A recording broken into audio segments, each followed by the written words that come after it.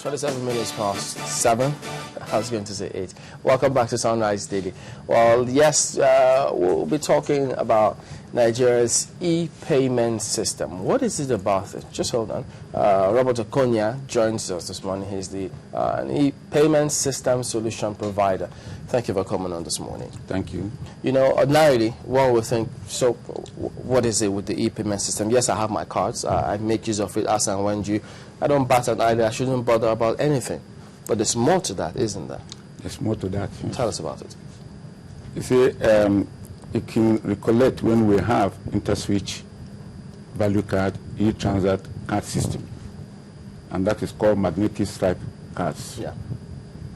And then the era of migration into EMV.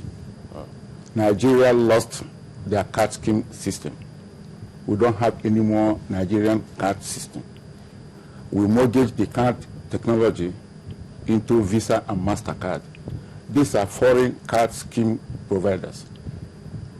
The Visa, MasterCard are clearing houses.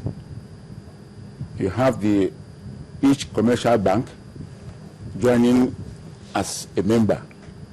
You either become an affiliate member or a principal member or an associate member. And they are guiding the EMV use of the cards.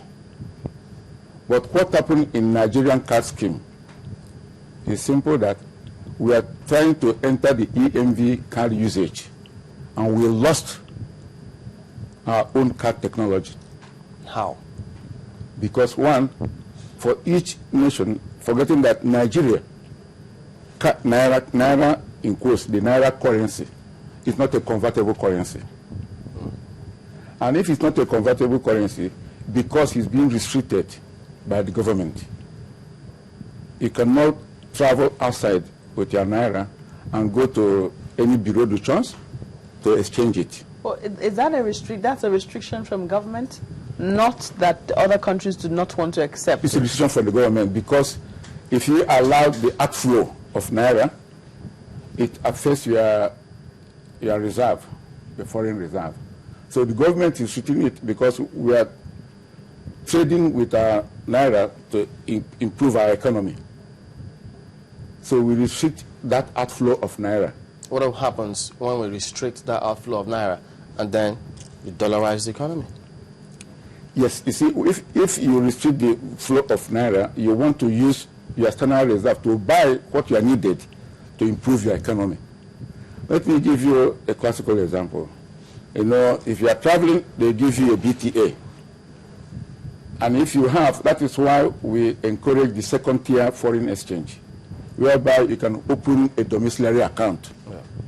And this domiciliary account is what makes you to say, okay, I've bought this money based on what is available in the open market. But it's not given to you by central bank, because central bank regulates that Naira being converted into the dollar. And if you are traveling out of the country, they said, okay, we'll give you this particular amount on the first tier exchange. If you wanted more, what you do is to demand by going through the second tier, go to either the Malam or the road returns to buy them. What will be the distinctive difference if it's not given to us by the central bank? It's the value. All right. That value, because you buy it at a higher value. Now, what the card system migration, you see, when the banks come together, we have the InterSwitch card given to us as debit card. Then we have the e-transact or the value card. So they gave Nigerians the magnetic stripe technology card to use.